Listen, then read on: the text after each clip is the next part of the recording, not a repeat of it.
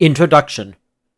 This is the first video in a series on the Opium Wars of the late 19th century, which were conflicts between Western powers and China, resulting from the sale of opium by Western merchants to Chinese traders. More specifically, the wars were military incursions by Britain and France aimed at compelling the Qing dynasty's government to lift its prohibition on the trafficking of opium to China in order to preserve the incredible profits being enjoyed by British and French companies. Here is a brief summary of events.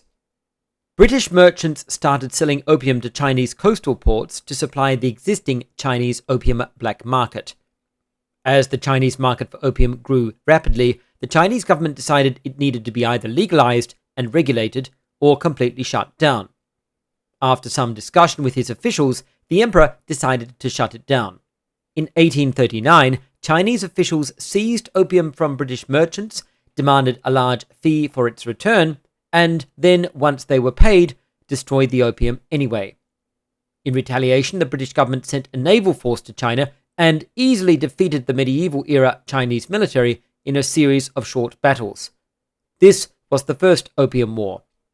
This forced the Chinese government into the 1842 Treaty of Nanjing, which ceded Chinese territories such as Hong Kong and Macau to Britain, opened up additional Chinese ports to British traders, and imposed on China both a fine for lost earnings and a fee for war reparations.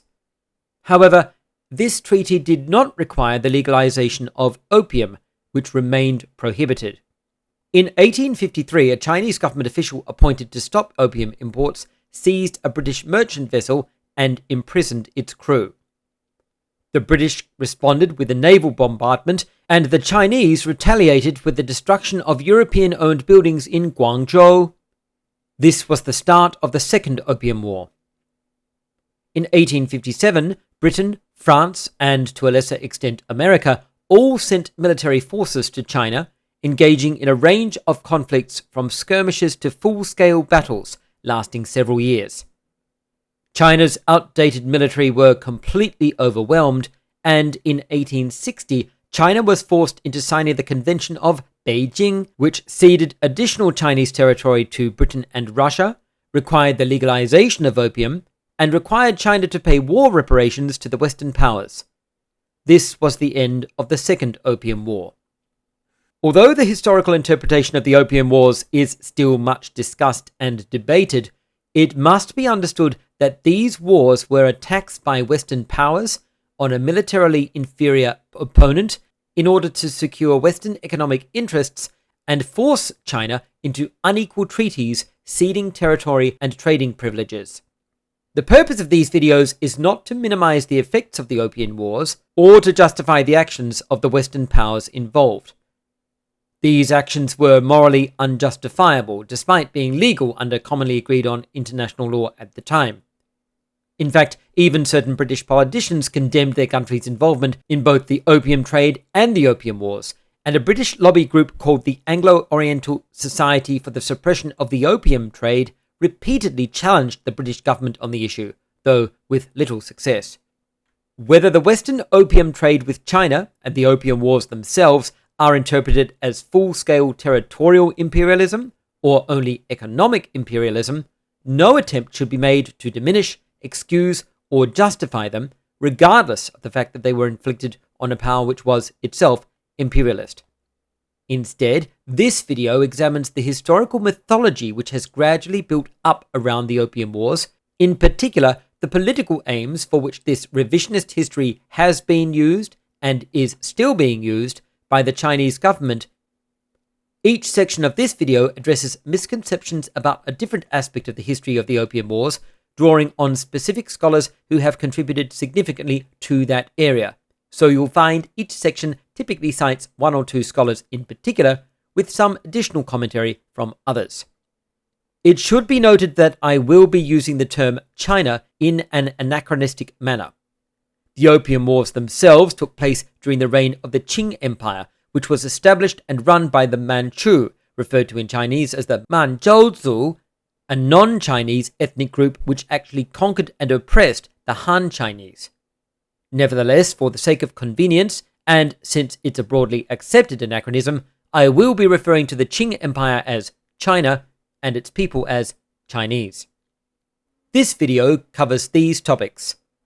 1. The Opium Wars, a politicized history. 2. The Opium Wars reassessed. 3. Most opium was from Inner Asia, not the British. 4. The Unequal Treaties benefited the Chinese government and Chinese opium producers. 5. China didn't prohibit opium to reduce addiction. Use the timestamps in the video description to navigate the content. The Opium Wars, a politicized history. In this section, I'll explain how the history of the Opium Wars has become simplified, mythologized, and manipulated for political purposes in both the West and in China. I'll be quoting the article Drug Abuse in China, Past, Present, and Future by Lin Lu, Yu Xiafang, and Xi Wang, published in 2008, citing it as Lu et al. I'll also be quoting the work The Opium War, Drugs, Dreams, and the Making of China, published in 2011 by Julia Lovell, Professor of Modern Chinese History and Literature at the University of London, citing it as Lovell. Lovell explains how a simplistic history of the Opium Wars has taken hold in both Western and Chinese scholarship. She describes this history thus, quote, history books, television documentaries, and museums chorus a simple received wisdom about the conflict, which goes something like this. In the early 19th century, unscrupulous British traders began forcing enormous quantities of Indian opium on Chinese consumers.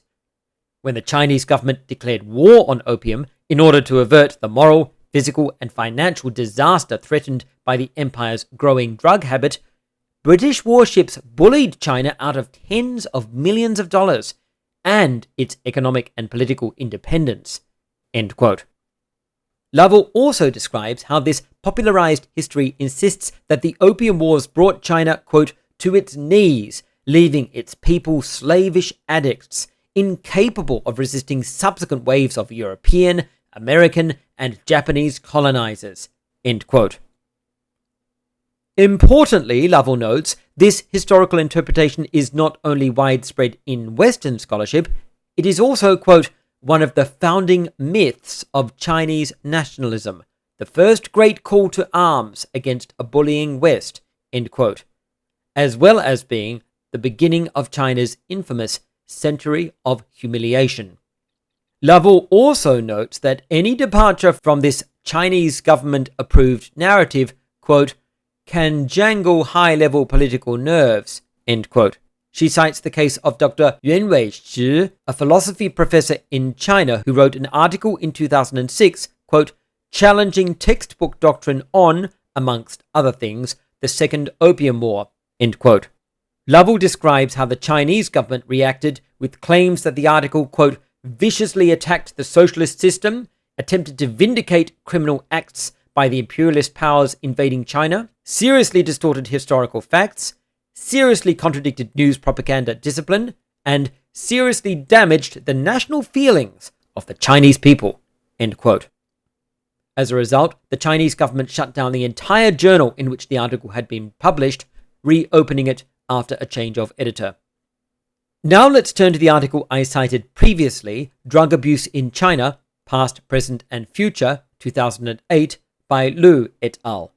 Although this article is largely aimed at addressing the issue of drug abuse in 21st century China, it starts with a historical narrative in the 18th century about the British trafficking of opium into China. This is significant, immediately framing the entire issue of drug abuse in China as an illegal foreign import for which the Chinese themselves are not responsible. The article opens by making the standard claim that, quote, the advent of widespread use of addictive drugs in China was related to the illegal opium trafficking into China from British India in the 1760s, end quote. Lu et al. Claim that this large-scale entry of opium into China, quote, led to the use of the drug to become prevalent across the country, end quote, further claiming that this, quote, threatened millions of people's health, end quote, as well as producing, quote, social problems such as increased crime rate and loss of workforce, end quote. They further assert that the social conflict resulting from opium abuse, quote, played an important role in China's transition from a feudalist society to a semi-feudalist and semi-colonial society, end quote. Liu et al. Cite the Qing Empire's ineffective attempts to stem the opium trade through prohibition and war, and conclude, quote, the lack of effective treatments for drug abuse eventually led to the decreased production and financial failure in Qing Empire, end quote. The claim that Chinese opium abuse was a significant factor contributing to the Qing Empire's financial failure is particularly bold.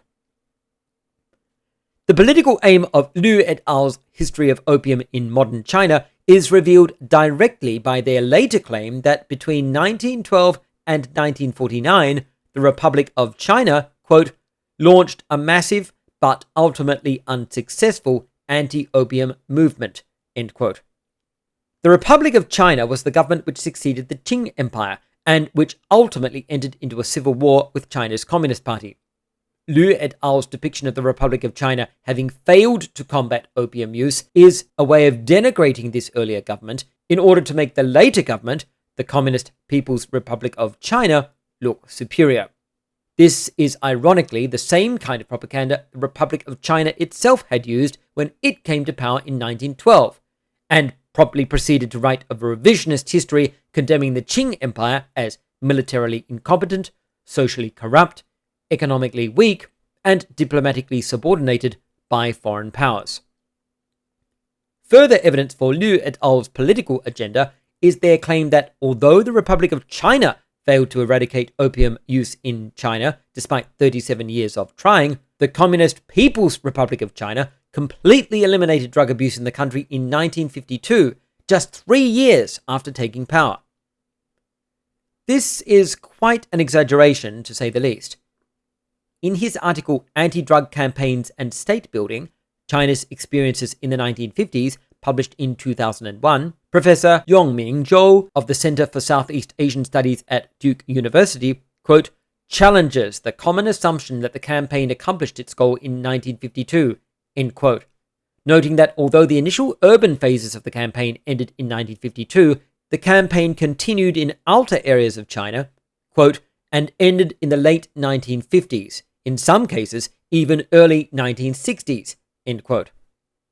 Similarly, the historical work The Opium Wars, published in 2002 by historian William Haynes and journalist Frank Sanello, notes the Chinese government itself didn't formally announce the complete end of opium addiction in China until 1960. Liu et al.'s propagandistic history continues as they claim that the People's Republic of China's success, quote, was linked to strict law enforcement and government policy separating China from Western countries, end quote. This is typical Chinese anti-Western rhetoric, characterizing China's government as ethically superior to their morally weak Western counterparts, whose anti-drug policies are regarded as too liberal. Liu et al. Describe how drug producers and traffickers, quote, were rounded up and punished with detention in labor camps or execution, end quote, and claim, quote, by 1952, drug trafficking and abuse had nearly disappeared, end quote. They then observe, quote, the problem of drug abuse has re-emerged and spread in China again, end quote. Since this diminishes the successes of the Chinese government, it must instead be blamed on an external force. So they attribute the rise of drug abuse in China to, quote, the recent re-establishment of the open door policy toward Western nations, end quote. This statement is particularly important since it demonstrates the historic persistence of the Chinese view of the Opium Wars. Morally degenerate Western nations introducing drugs to the pure and upright people of China, who fall into patterns of addiction and abuse as the Westerners corrupt them with alien substances. Lovell writes, quote, contemporary China's line on opium transforms it into a moral poison forced on helpless Chinese innocents by wicked aliens, end quote. In Liu et al.'s paper, we see a clear example of this. The Chinese view of the original Opium Wars applied to drug abuse in contemporary China and weaponized to scapegoat Western nations for a perceived problem in modern Chinese society. For the Chinese government and Chinese thought leaders, therefore, the Opium Wars are not only an embarrassing past history, but an important tool for the framing of China's current relationships with the West to elevate China and demonize the West. The history of the Opium Wars has always been political and will likely always be politicized. Reassessing the Opium Wars. In this section, I will quote again from Lovell in order to highlight certain facts about the Opium Wars which both Western and Chinese scholarship have come to recognize, and which have helped provoke reassessment of the history of the wars. These issues will then be examined in detail later in this video, accompanied by citations from primary and secondary sources. The initial Chinese response to the First Opium War was not panic or fear at a foreign invasion. In fact, at the time it was taking place, the emperor and his government barely recognized it was happening. Lovell writes that, quote, most of the Chinese empire, including a number of those who were supposed to be directing proceedings, had some difficulty acknowledging an opium war with the English was happening at all, end quote. She goes on to say that the emperor, quote, had practically no idea he was supposed to be at war until the end of July 1840, end quote, despite the fact that the conflict had already lasted almost a year at this time, and, quote, had little clue as to why English guns were pummeling his empire's east coast until the second week of August, end quote. Even when the emperor and his court finally acknowledged that the war was taking place, they regarded it as insignificant. Lovell writes they referred to it as merely, quote, a border provocation or quarrel, end quote. Similarly, Chinese leadership was completely dismissive of the British armed forces, which Lovell says they described as clowns, bandits, pirates, robbers, and rebels. Temporary irritations on the borders of the empire, which would soon be put down. The war itself was viewed as, quote, just another aggravation, no more worrying than the other domestic and frontier revolts the government was struggling to suppress around the same time, end quote. Lovell also challenges the idea that opium was exclusively a foreign import forced into a reluctant Chinese market, writing that at the time of the First Opium War, the Qing Empire, quote, was not just importing and domesticating this prized foreign drug, it was producing it in tremendous quantities, end quote. Similarly, she critiques the idea that the Qing dynasty's prohibition of opium was motivated by public health concerns and fears of widespread addiction, saying that the government discussion of the control of opium was typically focused on social control rather than on the physiological effects of the drug itself. Lovell also questions the suggestion that the opium trade with the West had significantly impaired China's economy, writing, quote, panicked observers guessed that China's wealth had been reduced by 50%. The reality was probably around the 19% mark, end quote. Lovell notes that, quote, by the end of the 1830s, opium was starting to be identified as a scapegoat for all the empire's problems, end quote. The use of opium as a convenient political tool by government elites to explain a range of misfortunes affecting China is a theme we will see throughout the history of the Opium Wars. Joyce Madensey, professor of history at Union College, writes similarly of the need for reassessment of the traditional narrative of the Opium Wars. In her article, Unearthing Popular Attitudes Toward the Opium Trade and Opium Suppression in Late Qing and Early Republican Fujian, published in 2001, she cites the surprising lack of Chinese academic analysis of the Qing dynasty's suppression of opium, writing, quote, scholars in the People's Republic of China, PRC, showed a marked reluctance to deal with the issue of opium outside the confines of the Opium Wars, end quote. Madensey notes, quote, not until the 1980s did the topic of opium suppression in the late Qing and early 20th century become an acceptable avenue for historical exploration, end quote. Though even then, she says, the scholarship was typically constrained within the established historical rhetoric and certain political limits. In particular, she observes that study of the topic in China was limited by a Marxist-Leninist-Maoist framework which, together with Chinese nationalism, quote, supported a myth of peasant mass nobility within which the reality of China's ambiguous relationship with opium did not fit comfortably, end quote. Madensey pointed out that opposition to opium overwhelmingly emerged from elites in a top-down direction, rather than being a proto-revolutionary thought arising from grassroots-level peasant consciousness.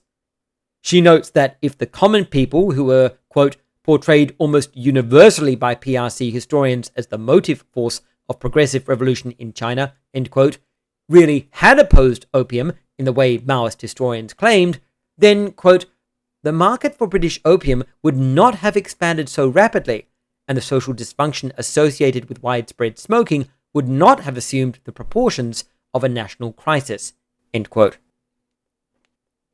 Most opium was from Inner Asia, not the British.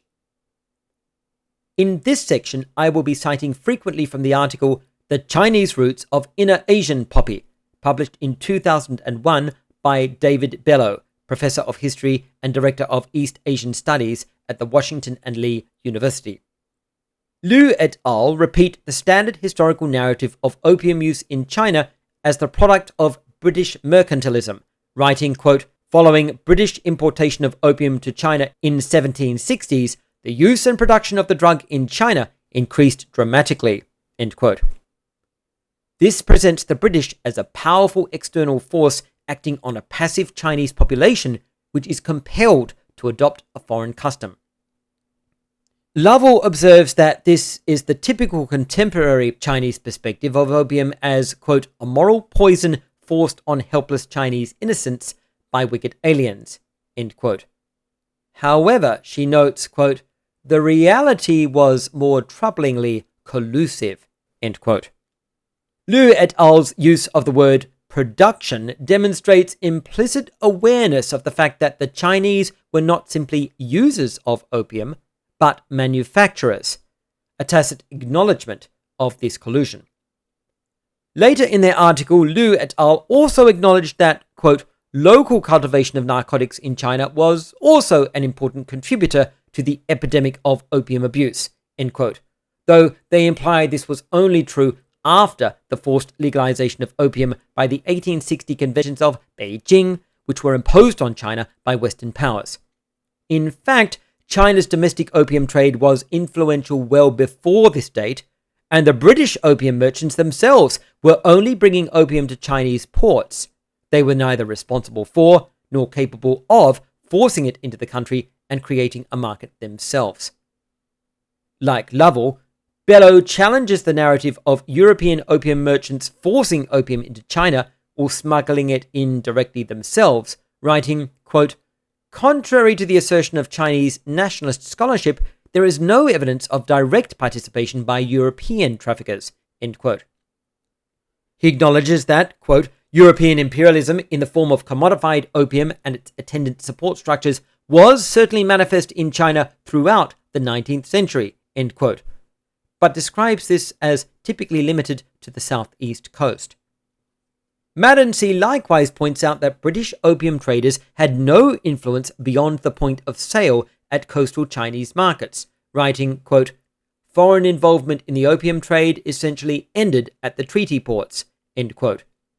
From this point, she writes, quote, the drug was purchased, conveyed, taxed, distributed, prepared, sold, and consumed by Chinese, end quote. Madensey also cites the extensive scale of Chinese opium production and the strong, even violent resistance with which Chinese opium farmers opposed government attempts to suppress their opium trade.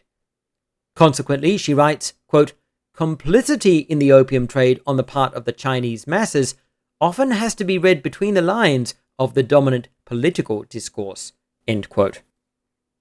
Similarly, Bello writes that the historical record demonstrates the opium trade was as much an internal industry as it was a foreign import, writing that at the same time the British were bringing opium to Chinese coastal ports, in Western China itself, quote, production, distribution, and consumption were carried on exclusively by Chinese and Inner Asian peoples, end quote.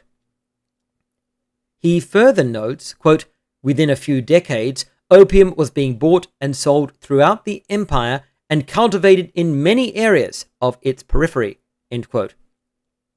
Consequently, by at least the 1820s, opium could not be considered merely a foreign import. Domestic production was emerging in competition with the Indian opium brought to China's ports by the British.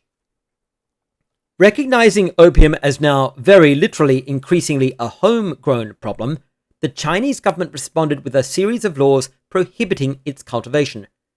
However, Bello writes that these were ineffectual, and throughout the 1830s, China's own internal opium traffic, quote, persisted and expanded, end quote. As a result, opium cultivation continued to move west into the less strictly regulated areas of the Qing Empire, which, in Bello's words, quote, became important sites of distribution and production for points east, mainly as a response to demand from China proper, end quote.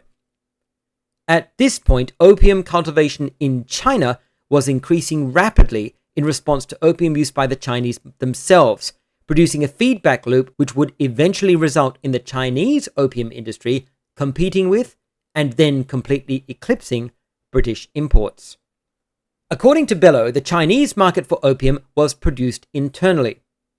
Once British supplied opium entered China through the southeastern coastal ports, the internal opium trade in China itself involved, quote, traffickers and consumers, end quote, who were, quote, almost exclusively of Han Chinese ethnicity, end quote.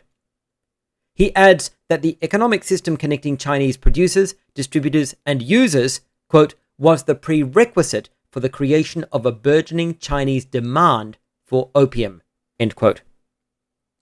Bello states that China's demand for opium, quote, ultimately stimulated the drug traffic in both the peripheral regions of China proper, end quote, expanding China's own opium trade all the way to the edges of the Qing Empire. This expansion of China's internal opium industry ironically led to the adoption of opium among areas of the Chinese population which had previously not been either users or growers, people who were, Bello writes, quote, drawn into the drug traffic of their respective regions, all of which were linked by the Qing Empire, end quote. So the significant increase in the number of opium users in China at this time was the result of China's own domestic opium market, not imported Indian opium from the British. Bello also identifies factors such as corruption, which enabled and encouraged China's domestic opium trade to expand, even when the government attempted to suppress it. Consequently, he writes, quote, the Qing were unable to achieve absolute or even long-term control over inner Asian opium, end quote. However, Bello does identify European merchants as responsible for establishing the ultimately highly influential market of opium paste, which he says, quote, would probably never have appeared in China without the Euro-American maritime traffickers and the opium monopoly of the East India Company Raj, end quote. So British and American merchants in particular can certainly be held responsible for introducing this particular form of opium product to the Chinese. Nevertheless, Bello continues, this product, quote, would never have been able to penetrate into inter-Asian locales like Tibet without the presence of Han Chinese subjects of the Qing Empire, end quote. Consequently, China's domestic opium trade quickly became a far greater concern to the Chinese government than Western imports. Bello writes that by 1830, quote, the opium traffic in Xinjiang that directly confronted Qing local officialdom was a substantially indigenized one, end quote. Additionally, Bello notes that from 1830 to 1840, when government prohibition of opium increased, quote, neither European empire exerted direct control over the regions from which the vast majority of the Central Asian opium traffickers came, end quote. China's indigenous opium trade expanded rapidly until it rivaled India's own. As a result, Indian and Chinese markets would eventually, in Bello's words, quote, deprive Europeans of the lion's share of the Chinese demand, end quote. In his research on the inner Asian opium industry in which China took part, Bello seeks to reach a more balanced assessment of the historical record, in which British responsibility for the increase in China's opium usage is not diminished, but is contextualized. Instead of attributing Chinese opium consumption to British coastal traders who not only forced Chinese merchants to buy their product, but also somehow compelled Chinese citizens to become opium addicts, Bello demonstrates that the British opium trade was only possible due to an existing Chinese demand for opium, and that the major contribution of the British was introducing a more potent form of opium product, which soon became so plentiful and cheap in supply it was simply accessible to more Chinese users than ever before. Bello also demonstrates that the domestic Chinese opium industry grew as a local competitor to the British suppliers and eventually overtook them shortly after the First Opium War, making Chinese manufacturers and distributors of opium the primary source and maintainers of China's opium craze. Contrary to populist histories of the era, the European traders did not have sufficient influence or resources to create and supply a nation of opium addicts. The massively increased use of opium by Chinese citizens in the 19th century was only possible due to Chinese opium traffickers, the Chinese domestic opium industry, government officials who deliberately ignored anti-opium laws, and the Qing Empire's own far-reaching internal trade network. As Bello writes, quote, "In short, to credit European imperialism with the intentional erection and manipulation of opium production, distribution, and consumption over so vast and diverse an area as the Qing Empire is to grossly overestimate its capacities." End quote. The Unequal Treaties benefited the Chinese government and Chinese opium producers. As the previous point has demonstrated, the impact of China's own domestic opium industry has been overlooked, understated, or simply ignored when describing the rise of opium use in China. Even when it is cited, it is often diminished in importance or dismissed as relatively insignificant. In their propagandized history of the Opium Wars, Liu et al. Acknowledged that, quote, "local cultivation of narcotics in China was also an important contributor to the epidemic of opium abuse," end quote. Although they date it very late, citing the Qing dynasty's legalization of opium cultivation in China from 1860 onwards, they still acknowledge, quote, "homegrown opium gradually supplanted imported opium," end quote. In fact, the prohibition of opium trafficking actually assisted China's own domestic opium producers. It was far easier for government officials to intercept and seize opium from British merchants, stopping their imports at the coastal ports, than it was to enforce prohibition on the domestic market, which was spread out over a huge area of the empire and was often supported by local government officials either taking bribes or simply turning a blind eye to the trade. Consequently, domestic opium production was able to compete and outpace British imports even while it was prohibited, to the extent the British even suspected the Chinese government prohibition campaign was a deliberate anti-competition strategy aimed at favoring Chinese domestic opium producers over British merchants. In his book, The Social Life of Opium in China, published in 2005, Professor Yang Wen-zheng of the University of Manchester observes that even as early as 1830, Chinese domestic opium cultivation, quote, "was causing concern to the smuggling community," end quote. By the 1850s, Zheng notes, China's domestic opium production expanded significantly despite government prohibition, and by the end of the 19th century, quote, "it would outgrow and replace imports," end quote. The fact that prohibition made Indian opium from British traders more difficult to obtain provided a distinct advantage to China's domestic opium market. Some Chinese opium producers capitalized on the high reputation of Indian opium and started falsely advertising their own locally made opium as an imported product. Zheng writes that Chinese opium could be sold for a high price when marketed as foreign opium and, quote, "would mislead unsophisticated buyers and inexperienced smokers," end quote.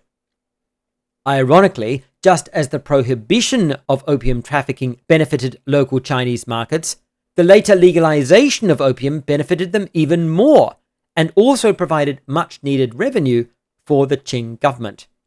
the legalization of the opium trade by the 1860 Convention of Beijing, a treaty forced on the Chinese government by the Western powers, was intended to benefit British traders who could now sell Indian opium freely in Chinese coastal ports in anticipation of huge profits.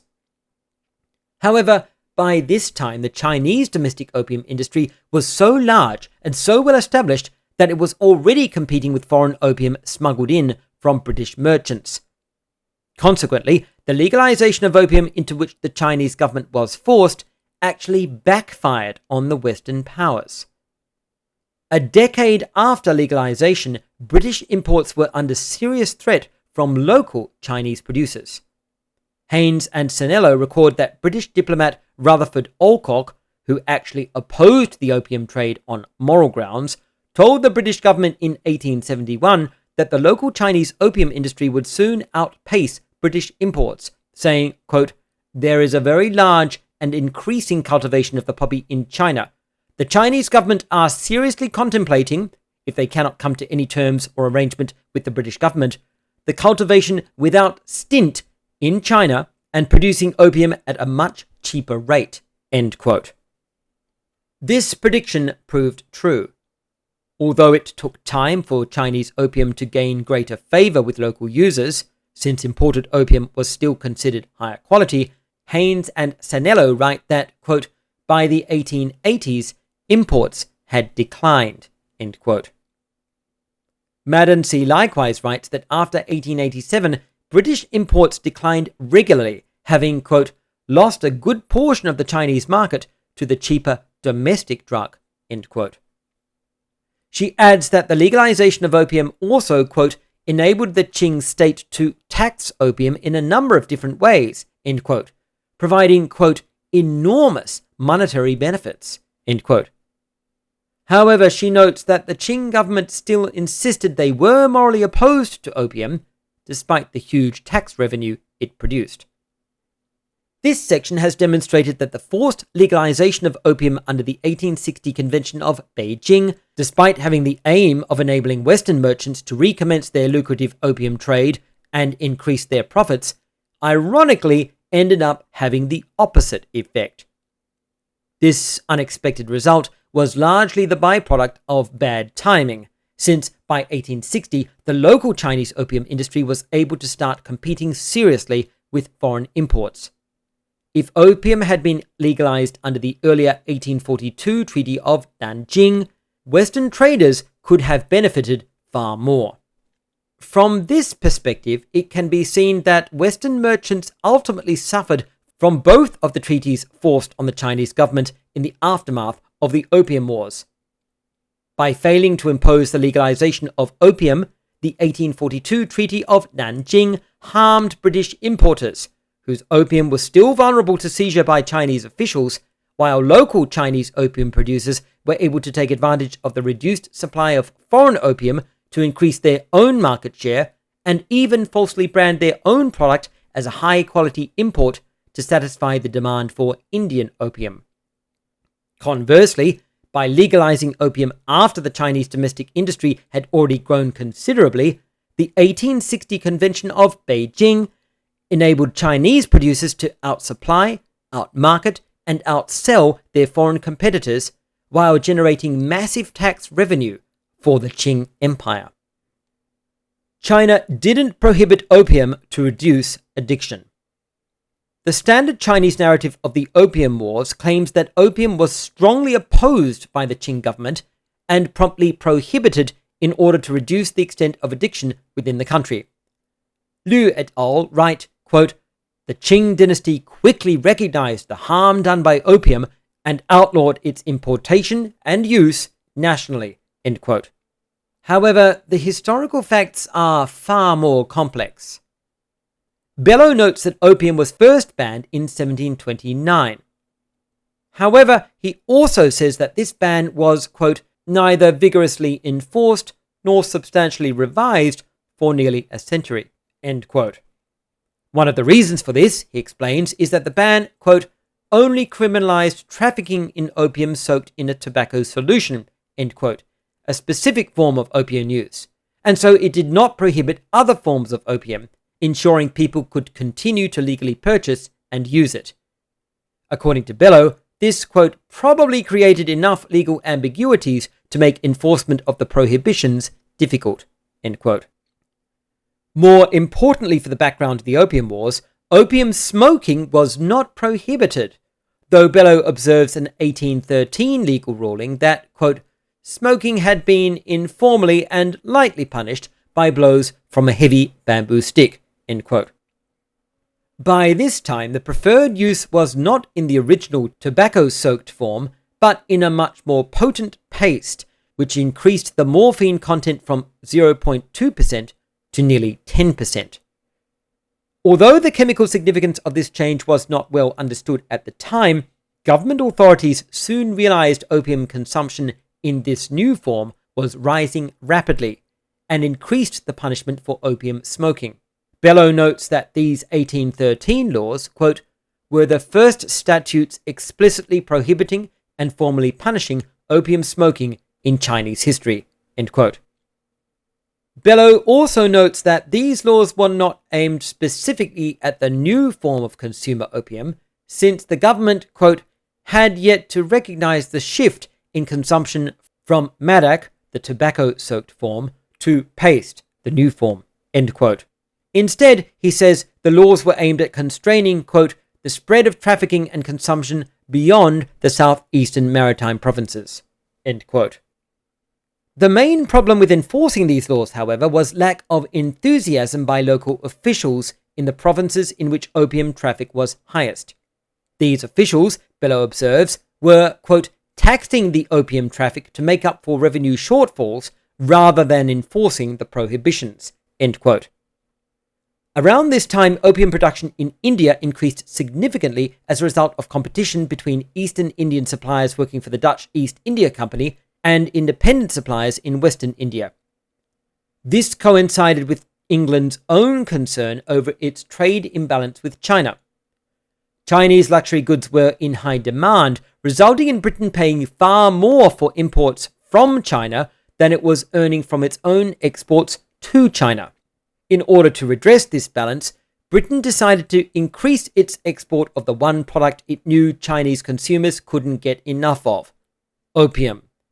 From this perspective, therefore, the Opium Wars could be said to have resulted from a trade war between China and Britain.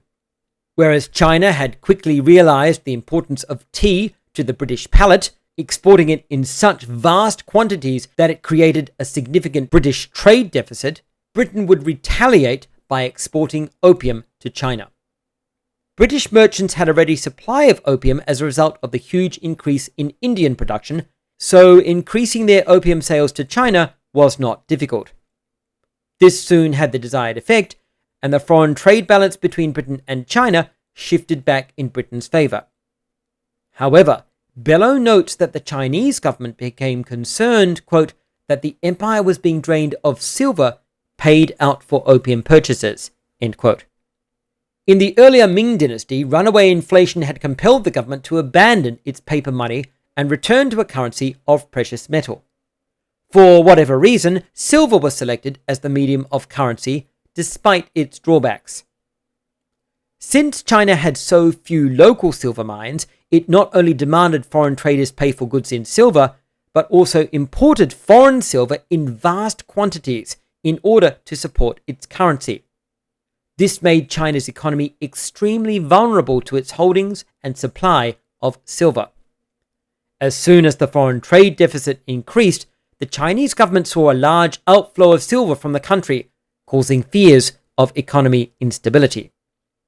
Dr. Dilip K. Basu, Professor Emeritus of History at the University of California, writes that the emperor's advisors were split between different responses to the perceived silver crisis. Importantly, he notes that, quote, some were for legalization of the opium trade, end quote, while others favored rigid enforcement of the existing prohibition. This demonstrates that shutting down the opium trade was not motivated by humanitarian concerns over addiction, nor even by fears of British imperialism, but rather by economic concerns over China's fragile silver supply. It also demonstrates that even at the highest levels of government, legalization of the opium trade was considered an entirely viable response to the silver shortage. Clearly, there was no great concern or fear over the health and welfare of Chinese opium addicts. Professor Man Honglin in the Institute of Modern History at Academia Sinica in Taiwan notes the apparent contradiction between the fact that silver was leaving China at a high rate while opium purchases were continuing to rise. How could an ever-increasing number of Chinese opium users pay local Chinese vendors in silver for opium, which was not cheap, at a time when so much currency was going overseas? Lin explains that the opium trade employed many people in China and contributed considerably to the domestic economy. She cites the view of Jiang Xiangnan, a member of the literary elite, who, Lin says, quote, held that a strict prohibition of opium would be impossible because it would affect the financial interests of too many people, including customs officers who received illegal fees, end quote. In addition to damaging China's domestic economy, Lin quotes Jiang, writing that banning opium would, in Jiang's own words, quote, give rise to war or other misfortune, end quote. Although Jiang was most likely referring to internal conflict in China, his statement proved to be prophetic of the future relationship between China and Britain. Other Chinese officials were also against the opium ban. Although Imperial Commissioner Lin Zexu would eventually side with the moralists who wanted opium prohibited, Professor Man Honglin points out that this was not his original view, writing, quote, in 1833, Lin proposed the cultivation of native opium poppies as a means of stemming the outflow of silver, the first Qing official to make this suggestion, end quote.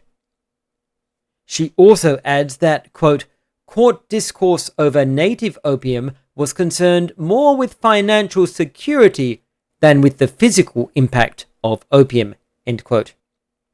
Bello agrees, writing that, quote, the throne's conviction that the opium traffic represented a mortal threat to its revenues was the main impetus for the intensified levels of prohibition between 1821 and 1839, end quote.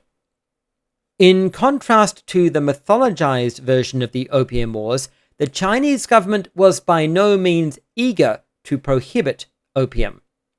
Zheng notes that at this point there were two conflicting views being debated at court: the prohibitionists, who argued opium was causing moral degeneracy, and those who wanted opium legalized, which they believed would prevent the outflow of silver from the Chinese economy and generate important tax revenue.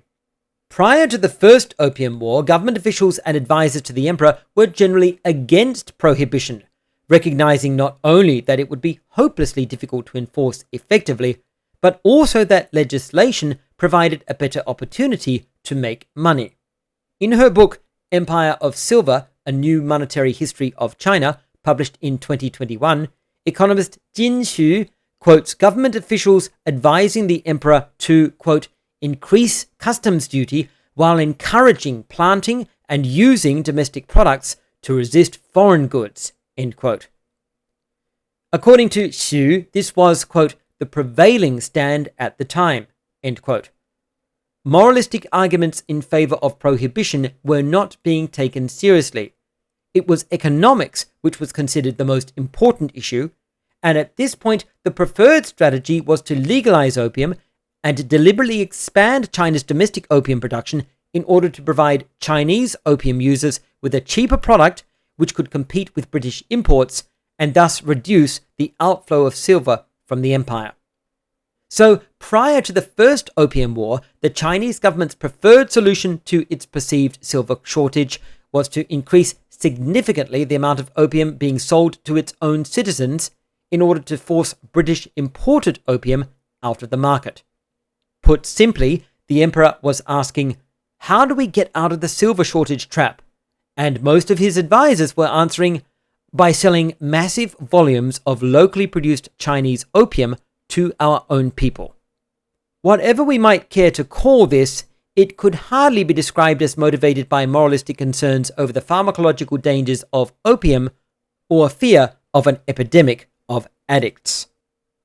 Eventually, the government's opium prohibitionists would win the debate, but not on moral grounds. Contrary to the typical narrative of the Opium Wars, the opium traffic was not banned in order to reduce or prevent the rise of addiction. In fact, the prohibitionists, having failed to make a successful moral argument against the trade, co-opted the economic argument, claiming that prohibiting the import of opium would stem the tide of silver leaving the country more effectively than legalizing it. So, on the one hand, there were Chinese officials in favor of legalizing the opium trade, arguing that this way the government could recover silver through high customs duties on Western merchants and by taxation on Chinese producers and users of opium.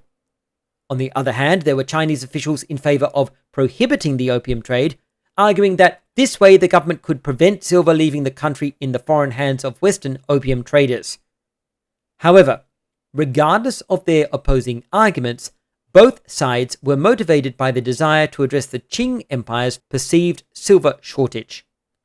Bello states, quote, "The direct relationship between the outflow of silver and the intensification of opium prohibition is well attested to in the Chinese secondary literature," end quote, citing a range of 20th century Chinese scholarship acknowledging that this was the Qing government's overriding concern.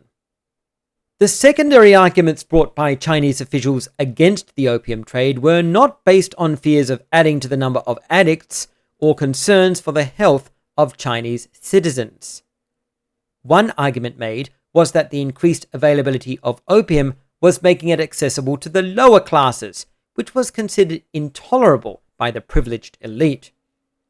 Zheng quotes one of the leaders of the prohibitionist cause, pointing out that opium was once, quote, "confined to the pampered sons of fortune," end quote, and objecting to the fact that its use had now extended, quote, "downwards to the labourer and the tradesman, to the traveller, and even to women, monks, nuns, and priests," end quote. Those who argued in favour of legislation were also aware of the fact that the increased opium trade had given the lower classes access to the drug, but some of them saw this development as far more positive. Zheng quotes the government official Xu Naiji, observing that deaths from opium overdose could rid the empire of useless citizens, quote, "who have overstepped the threshold of age," end quote, and also prevent an overpopulation crisis. Zheng comments, quote, "This was not the first time a scholar official was blunt in his remarks about the lower classes and overpopulation, but it was certainly the first time anyone had seen a remedy in opium," end quote. Such a boldly utilitarian approach to population control demonstrates very clearly the general lack of regard the Qing Empire's officials had for the working class members of the population. Conclusion. This video has attempted to recontextualize the typical narrative of the Chinese Opium Wars, demonstrating how the historical events have become mythologized and exploited for political purposes. This video has focused primarily on describing the development of scholarship on the subject and clarifying the historical background, as well as correcting some of the foundational misconceptions on which opium war myths are typically based. The second video in this series will focus more directly on specific historical myths which have gradually surrounded the Opium Wars, addressing these topics. 1. Opium trading did not cause a silver crisis. 2. Most Chinese users were not addicts. 3. Opium was predominantly used for self-medication. 4. Chinese government prohibition caused more harm. 5. Government prohibition of opium was class warfare. 6. Qing dynasty opium use declined for social and medical reasons. I hope that you found this video of interest and that you'll view the next video in this series when it is released. Finally, I'd like to thank my generous patrons: Elias Asfig, Duran Barnett, Alexander Curzon, Shawnee Young, Andy Chaos, TBLTP, Thors, Niels Rethlin, Judge Sabo, Matthew Simrell, Thomas Leonard, Martin T, Ben Lindquist, John Larkin, Jack C, Ezekiel Stacey, Love You More, Noah French, Aaron Johnson, and Dusty Bob. Please contact me directly if I ever pronounce your name wrong. Thank you.